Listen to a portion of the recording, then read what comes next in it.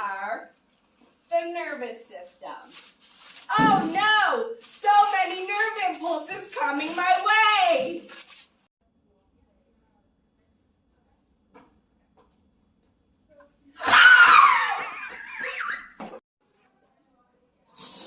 Hi Alicia, how are you today? My heart feels like it's pounding on my chest. Okay, it's okay. Just take a deep breath for me, okay? In and out. That is totally normal. It was just your sympathetic nervous system reacting to that scare that you got earlier this morning when you were coming up the stairs. Do you remember that? Oh. Yeah, all right. That's okay. So that was just your fight or flight, your emergency response reacting to it. So that's probably why you're having a little bit of an increased heart rate, and you might be sweating a little bit, or you might be feeling a little nervous. All right. Makes sense. Alrighty, I'll come back and check on you in a little bit, alright? Well, thank you, All doctor. Hi Alicia, how are you feeling now? Better, thank you. Well, that's good. I see you're doing some reading and you're looking through a little bit of a magazine. That's good. Is your heart rate feeling a little bit better? I'm feeling a lot more calmer now. Yeah, you're not as nervous, not as much sweat. No, yeah. No. My heart rate's down and I feel a lot more at ease. Okay, well that's good. You know how I was telling you about your sympathetic nervous system and how it that's your emergency response? Well, now you're in your parasympathetic, which is kind of the brake, and it slows things down and puts things back in your body to the normal rate. So it would have put your heart rate back to where it should have been. Okay, well that's good to know. So you're coming along and you should be able to be discharged soon. Excellent. All right, no problem. It was good to see ya. Take care. Thank you very much.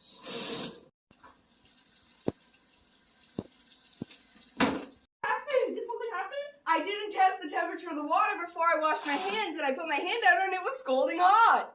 Do you know what that is? Parasympathetic nervous system? No, good guess. Your autonomic nervous system. Do you know what that is? It's when something happens to your body. So, for example, you almost burned your hand. So, when the water touched your hand, it sent an impulse to your brainstem to move your hand right away. So it sent your brainstem sent another message for your hand to move away right away. That's why you jump back like that. Cool! Hi, Lauren. How are you today? I'm good. That's good. I have some questions to ask you. Whenever you're lying down, do you ever have like the urge to bend your knees when you're lying on your back or anything? Yeah. Yeah? Do you know what that is? No. It's your somatic nervous system. Do you have any idea what that would be? No. So that's when it's a voluntary movement is what they call it. So that's when you want to move. So you don't need to move, but you want to move. So you're thinking about moving. So that's what your somatic nervous system is. So I'm stretching out my legs. Yep. You're feeling that Right now. Yeah. High five.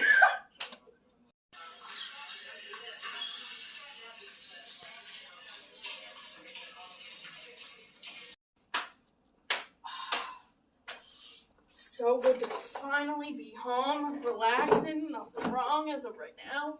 Oh, thank God. Go. Go. Hey, ovaries, what's going on? Hey, what are you doing here? You told me that you needed something. That's what I got on my Oh, yes. papers. I need some estrogen. Can you send it to the central nervous system for me? I'm kind of running low and I needed to boost up again. Yeah, okay, I'll go. I'll be back soon. Great. Thank We'll you see. so much. No worries. Much love for you. Yeah. All right, bye, ovaries. See ya.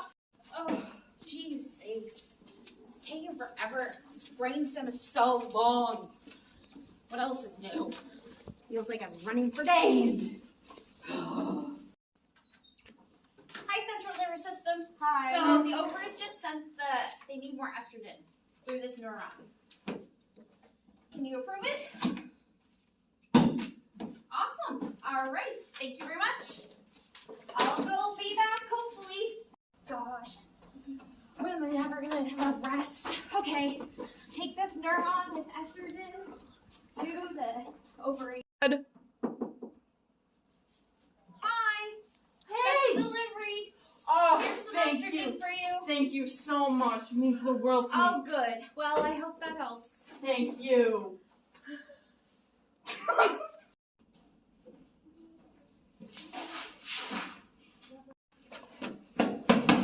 my gosh, all these motor neurons. Obviously something happened outside the body. Guess I should go tell the central nervous system. Oh my goodness.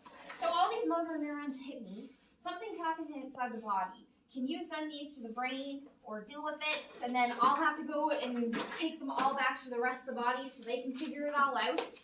I don't know what's going on yet. And now for the parts of the brain. We have the dicephalon, cerebrum, brainstem, and cerebellum. So today we're going to be talking about the dicephalon, which is part of the brain. So with the dicephalon, there's two parts. So we have the thalamus and the hypothalamus. With the thalamus, it sorts out the impulses that arrive from the spinal cord and send it to the right section of the brain. Kind of sounds like a post office, don't you think? Yeah. So the hypothalamus, that's more to do with your temperature, your fluid balance, appetite, sleep, emotions, things like that. So to review a little bit more of this, we're going to turn to pages 347 in our book to 348. Does anybody else cut that out? Good morning, guys. Welcome to Anatomy. So today we're going to be talking about the brain. So first I'm going to start by talking about the cerebrum. So the cerebrum is the largest part of the brain and the center of the thoughts and intelligence. The cerebrum is divided into two halves, the right hemisphere and the left hemisphere.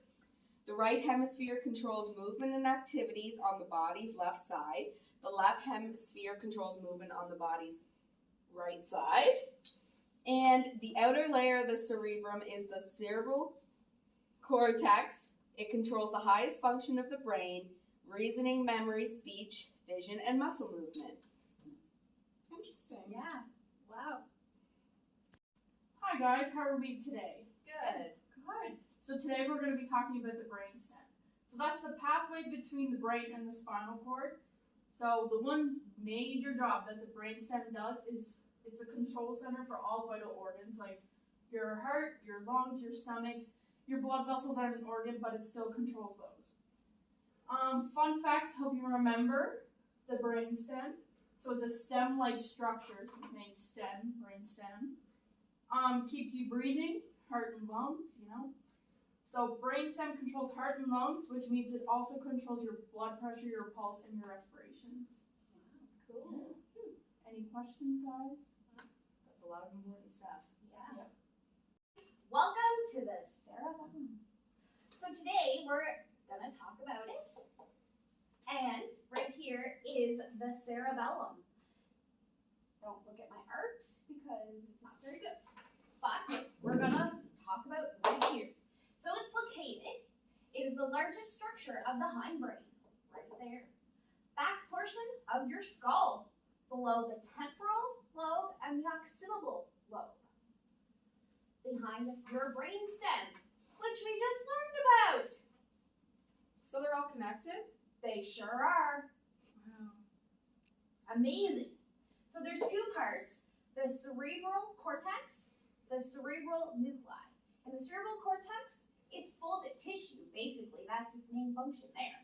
And the cerebral nuclei is the inner part of the cerebellum. The functions of the cerebellum, well, it receives information from all the regions of the brain and the nervous system. So that's your brainstem, your spinal cord, and your cerebrum. The incoming information is used to the cerebellum to coordinate and control voluntary movements. So, like this. Your balance is one, your mental function, movement, and your motor learning. So when you're learning to ride a bike, ride a horse, or walking. Vision is also part of its function. Fun facts. So alcohol, when you're drinking, as we're all used here, can affect the cerebellum. So when you're drunk, that's the very first thing that gets affected in your brain. So that is why you stumble and your balance is off. It can also affect your cerebellum if you have too much alcohol in your system. It can damage it. So you really don't want, since the cerebellum does all these great things, you really don't want to damage it with all kinds of alcohol. So remember that. Next time you're drinking. So you also, we're coming up to final exams. So when you're taking your test, the part of the mental function, when you are rewarded, that helps your mental function. Basically, it rewards it and goes, oh great, I've done that. I can do it again. It's a good stimulus for that part of the brain, of the cerebellum. And it's also been found in research that anxiety disorders can be caused by dysfunction in the cerebellum. So if you are an anxious person, or you've been diagnosed with an anxiety disorder, it's usually something with the cerebellum. Really? Yeah. Wow. Isn't that interesting? I never thought of that. Right? I never knew that either. Yeah. So the cerebellum is really important, and it's a really important part of the brain. So take really good care of it, just like you should take care of all the parts of your brain. Wear those helmets, wear those seatbelts, and eat healthy and keep it functioning. Have a wonderful day.